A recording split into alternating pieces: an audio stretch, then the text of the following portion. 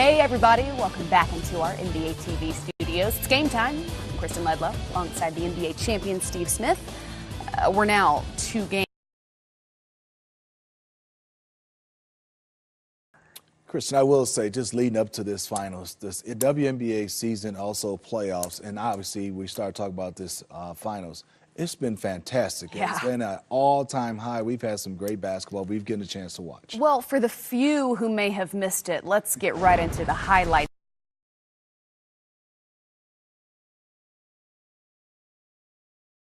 Off a disappointing performance in game 1, but making a change to her knee brace, looking a lot more confident, a lot more mobile early on in this game. Yeah, you can see moving better, moving with a purpose. And then you can see this elevation didn't have that in game 1. You're seeing more of it in this game 2, especially in this first half.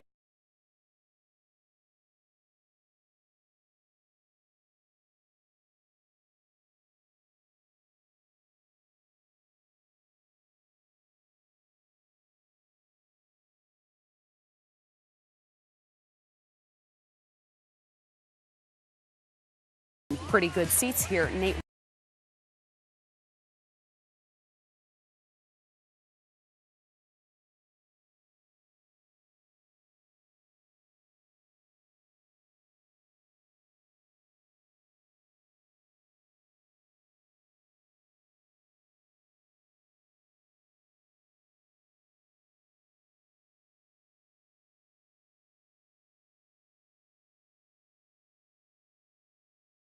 Swindon with the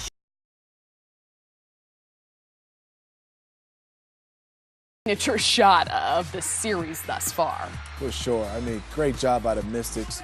You don't want to foul in that possession. But Sue Bird gets it up, the veteran, gets it up on the glass and knocks it down. Christy Tolliver. Through the legs. Step back off the one leg. Bucket. That's beautiful. She did have 15 points in this one that would cut their deficit at the time to 1. It was 72-71. Then after Breanna Stewart missed 2 free throws, the Mystics, with a chance to take the lead here, Tolliver driving baseline loses the ball. Now both teams jump on it. She says she was. Okay. But the referees called a jump ball. Seattle grabs possession. You need to foul here, but the foul doesn't come until the 1.8-second mark. Too much time off, and you can see Christy Tolliver's trying to foul, and now we have 2 free throws. First one's missed, and then the second one was good. Alicia Clark knocking down the second. Okay. Atkins with a heave. Win it by 2, 75-73 behind Stewie's 25 points, despite a scoreless second quarter. Came out with 7 rebounds, 3 assists as well. And our Roz Gold on Woode is on site in Seattle, caught up with the MVP after the game. Brianna, you guys were up 1 with 16 seconds left, and the Mystics had the ball. What were you guys communicating to get the defensive stops? We just knew we were going to switch everything. Obviously, we didn't want to give them a 2 or a 3. We just wanted to grab the ball and get it back in our possession. And your team had so many contributions besides the big 3 of you, Jewel, and Sue. How important was that to pull out the win here? I think it was huge, and I think not only points matters, it's rebounds, it's loose balls, things that don't show up on the stat sheet. And it's a collective effort tonight. And now the series shifts to Washington. What will it take to secure one more win on the road to potentially win a championship? Yeah, just being ready. Learning from the semifinals, learning from Phoenix, and going there and wanting to bring the tip home. All right, good luck. Thank you.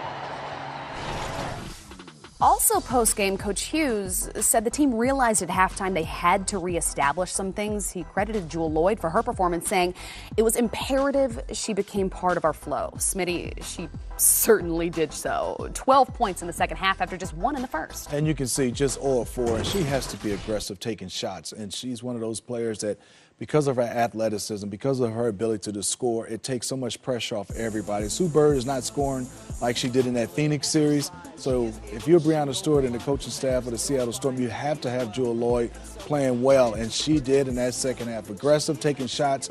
And I thought it opened up because she wasn't thinking as much. In that first half, it seemed like she was thinking as much. She has to be Jewel Lloyd, which is to shoot, Play freely and shoot. No conscience. No conscience at all, and that's the way she plays, I think, her best basketball. Well, if you hadn't actually seen the game and only saw the box score post-game, or perhaps you're only listening to us now, you would not have known that Stewie was held scoreless in the second quarter. Now, it was a very intentional defensive effort by the Mystics.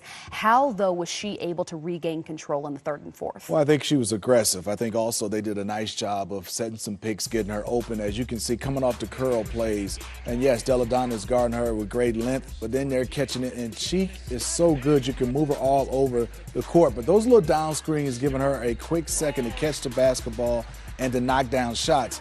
I just love the way they move her around. They don't try to come down and just post her up, even though she does catches in the post on this play, but they're quick hitters, and she's going quick before the defense can collapse on her. Well, another huge factor in this game was not just the Mystics' defensive effort, but missed shots. They were 0 of 16 from 3. Which sets a finals record that no team actually wants to set. Christy Tolliver said post-game, that is it simply a law of averages? Do you expect it to change on its own?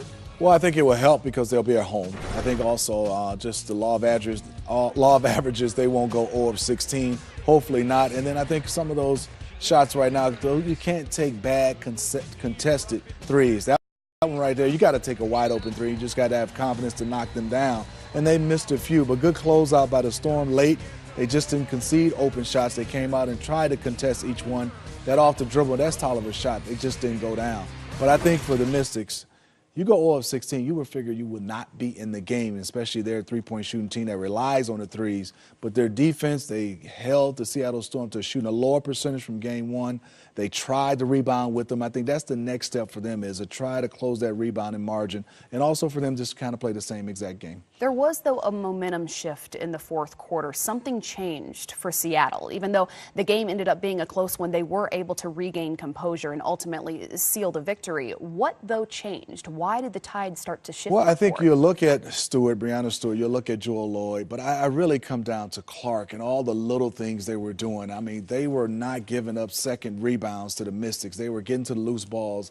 Defensively, they made it a little bit tougher, and I think they just executed the game plan down the stretch. If they would have made their free throws, it wouldn't have been as close as a one-possession game.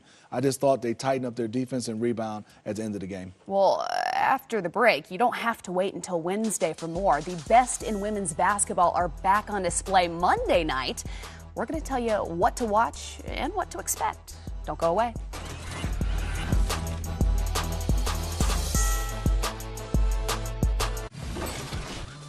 On Monday night, the USAB Women's Exhibition Tour continues here on NBA TV, with the USA taking on Japan at 7 Eastern. The team beat Canada 74-68 on Saturday. Then after the game, it's a WNBA Legends special. So Monday night at 9 Eastern, 6 Pacific, still here on NBA TV. Here's a sneak peek. Do you remember winning more, or do you remember like the taste of defeat? Yeah, I'd rather win than lose, that's for sure. No, for sure, but I just mean like the feeling, yeah, you know, the emotion. Because I felt like after we won, I was so happy, but I was just like emotionally exhausted. Yeah, like, okay, usually, we got to do it. But like, I feel like I held on to losses more. Yeah, like I was like up at night, like we lost, you know, thinking about it over and over. But I don't know. For me, it's the taste of defeat. I like focusing on where we're going and what we're trying to get, but there's no question those losses stick with you. Yep. It's just, it's kind of how it is. I don't know. It sticks, it burns. You remember every detail of the play you messed up, as opposed to, oh, I did that play right, you know, to win a game. For whatever reason, those things stick much tougher. Yeah. If there's one thing after being it for a long time, short memory. Win or you lose, as long as you put it all in there, you know, that's all you can really do at this point. And when you do win, you're kind of like, well, I won already, so. Like, we did win already. What do you want? How many do you want to win? I mean.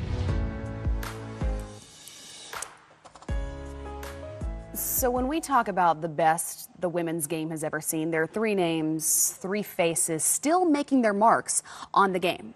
3 future Hall of Famers, all on similar paths to success. But we're starting with Diana Taurasi, who spent 14 seasons with the Phoenix Mercury. She's a 3-time WNBA champion, 2-time Finals MVP, and was named the league MVP in 2009. She's also the league's all-time leading scorer. And as I go on and on and on with her resume, I mean, when it's all said and done, is she the greatest the women's game has ever seen? You know, for me, It's Taurasi, and the reason why is because you look at her career, 14 seasons, and she's been fantastic in all of them.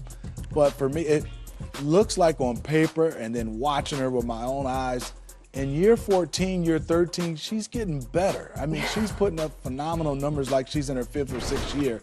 And you look at the resume, it's just been fantastic. She's been good, like all of them, for so long. It's just a year 14 and 13 last season. She's still elevating and probably playing stats-wise some of her best basketball. She is. That's why I give her the GOAT right now for the WNBA. Right, but the stories are still being written. So we move on to Candace Parker, who's also spent the entirety of her WNBA career with one team, 11 seasons with the Los Angeles Sparks. She's a champion, finals MVP, as well as a 2-time league MVP. She's also been dominant in every major statistical category, top 20 of all time in points, rebounds, assists, and blocks, and she hasn't shown any signs of slowing down either, Smitty. Not at all. I just think Candace has changed her focus, like you said, in all these major stats and categories. She is still dominating, but I think for her it's not so much about scoring, which I think she could. I think she could definitely average more, but I think for her it's trying to do so much to help her team win basketball games that she's allowing others to do the scoring, which I think she still could. She is probably the most versatile and has an impact on the game in so many areas more than any other WNBA player I've seen. Her and Lisa Leslie. Well, then when you get to the greatest champion of all time, it could be Maya Moore, because she is a perennial WNBA champion, did the same thing in college. She's won 4 with the Minnesota Lynx, where she has spent all 8 of her seasons as well. She was named the Finals MVP back in 2013, the league MVP the following season. Again, because these stories are still being written, will she go down as the greatest champion, the greatest winner that the women's game ever saw? Well, she could be, and as you can say, one thing about her is when you start talking about the GOAT conversation in any sports, winning does matter, and she has 4 chips already, and she's just in her 8th season compared to 11 for Candace Parker, 14 for Taurasi, and 4 already, and she still could play another 6 years like a Taurasi and could win 2 or 3 more. So I think she has a chance to be the greatest winner and also the greatest player if she can stay on pace. But for my money right now, I'm going with Taurasi. All right. Well, because each of these women has spent her career with the same franchise, they've each won at the highest level, they've each made an individual mark as well, which is interesting. They've all had similar paths on their journey to success. But the what's similar? What? They just win at every level. High school, college, the main pro. That's factor. what it is. They just win. Winning, yes. Well, okay, so the path was paved by the women who started the WNBA, but do you think that we're watching the golden era of the league thus far now? I think so, because there's so many young stars like Breanna Stewart and like Maya Moore to some degree, just in her 8th season, but you still have Candace and you still have Taurasi who are in their double digits in seasons, and they're still playing a high level. So you have this influx of the new age still meeting old age, and both are playing extremely well. I think WNBA, as of today, right now, has been the best if we've seen it, best if I've seen it so far. And it's also incredible to see the young talent that has been added as well. We'll talk a little bit more about Asia Wilson, now the Rookie of the Year, and of course, Breanna Stewart, the league MVP, only in her 3rd season. The future looks even brighter. It does. I mean, Breanna Stewart looks like she could win 4 or 5 more MVPs. You still have Deladon, who I think still can put her imprint on this game. She's playing at such a high level. This right now, in the versatility and the athleticism, that's what I love right now, seeing the athleticism of so many of these young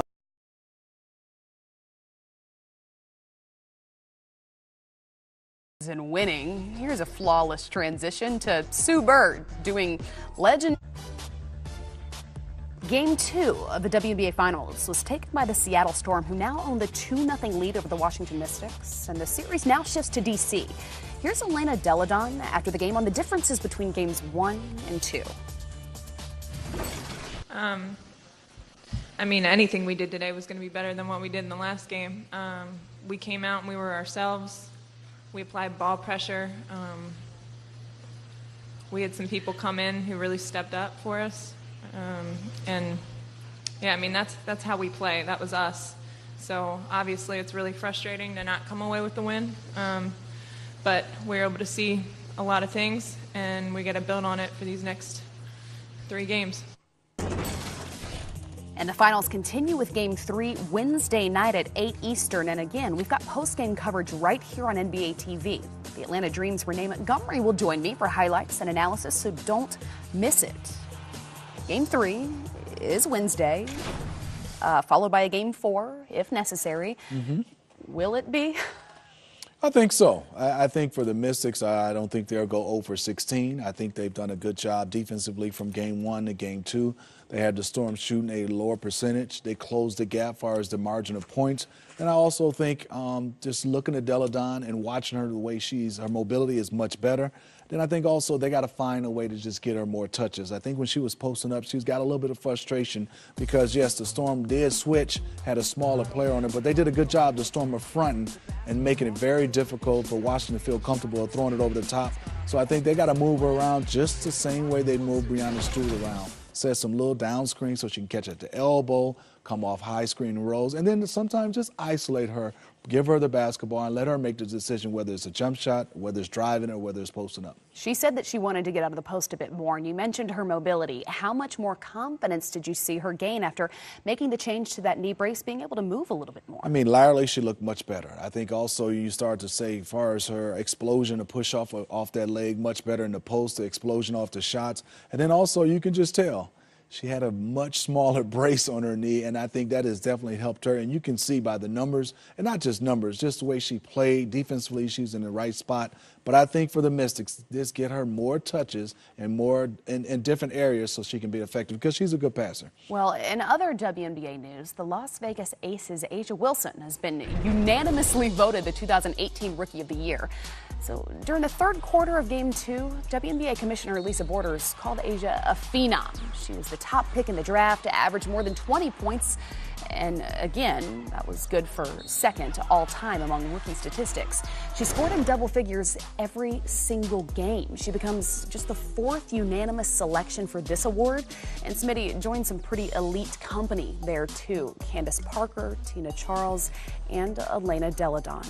How impressive was this rookie showing? Extremely impressive. Her team obviously did have a lot of wins, but she carried them nightly. I mean, you said it best. She scored in double figures in every game she played in. Also physically, she was giving out blows. It didn't look like a rookie where she was kind of timid.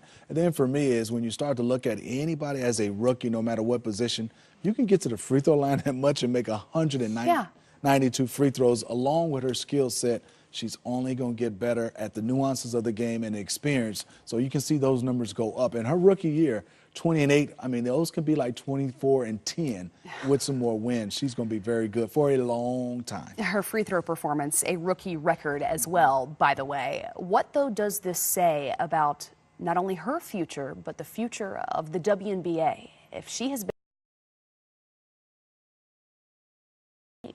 Well, I think what I love it is because of her position and the way she plays, she's more of a back to the basket, even though she can step out and knock down shots, but she can control the game from the center spot. I mean, obviously women and men's game is going more to the smaller players, but I like that she came in, dominated in the paint, was very physical, but also had the skill set to step out. So she is going to be a load. You can't put a smaller defender on her, and you can't put a bigger because she has the skill set to take advantage of both. Well, after the break, we've got some NBA news with the Brow somehow making headlines in September. We'll tell you more next. This has parted ways with his longtime agent, the leading contender to replace him, Rich Paul of Clutch Sports. According to ESPN, he represents LeBron James, among others. AD has 2 years and $52 million left on his current contract with a player option the season after. In other news around the association, Rodney Hood has accepted the Cleveland Cavaliers qualifying offer worth $3.4 million. That sets him up for free agency next summer. Cleveland.com has reported that Hood informed the team of his decision on Sunday. So as AD seeks new representation, Smitty, what could this mean for the landscape of the league in the next 2 seasons? A whole bunch of rumors, and we'll be up here talking about it. A whole bunch of speculation of long days for us is all we care about. Anthony Davis, obviously now, obviously has been reported that ESPN saying Rich Paul, and so when you start saying Rich Paul, you start adding LeBron James. LeBron James is in Los Angeles. I think Anthony Davis has a place in Los Angeles, so it's going to be Anthony Davis to the Lakers and Kawhi Leonard, super team, and all those speculation. But don't forget, I think the Boston Celtics is a team that also might be in the hunt as well for It's Anthony going to be like Davis. 2 years we're going to have to talk about this, right? That's Like what we do every now. day for You know, 2 just throw a little nugget out there, years. carrot, speculation. Are you surprised, though, at Rodney Hood re-signing with the Cavaliers, especially after his playoff run, refusing to go in the game, finding a bit of a more limited role than he was expecting? No, I don't think so. I think he'll be much more comfortable. And I think this is a team right now where he'll get a chance to be able to play a lot of major minutes. There's no LeBron James at his position now, so he'll get a chance to play. He'll get a chance to show. And also I think there's a place, win or loss, he'll be able to put up some numbers now. And also they'll help him in free agency. Well, at the buzzer, it was a rap beef that started in 2015, according to the research I have done. Drake and Meek Mill have officially squashed it. Drake brought him up on stage during his tour stop in Boston. He said on Instagram afterward that it brought him peace of mind. He also said to cue Kevin Garnett's "anything is possible." But with Drake from Toronto, Meek from Philly, their respective NBA teams, Smitty, hope to share in the goodwill. Well, we're doing it in the NBA. We're doing it. We got the rap beef. We don't have it ya. anymore. We're showing it. The So Raptors, much going Philly. on. Gotta love it. I like that, Doug. I like to see that. At least Drake nobody thing. threw a shoe. It never came to that, but they have made up now. You know, also, you know, I need my sunglasses on because What- right now there's Aw. some things that shine. Just want to say congratulations. Thank you so much. There's a lot, there's a lot of shining going over here. Thanks. I talk with my left hand now, but thank you so much for the NBA champion, Steve Smith. I'm Kristen Ledlow. Thank you all for joining us. You like it? We'll see you guys next time. Thank you.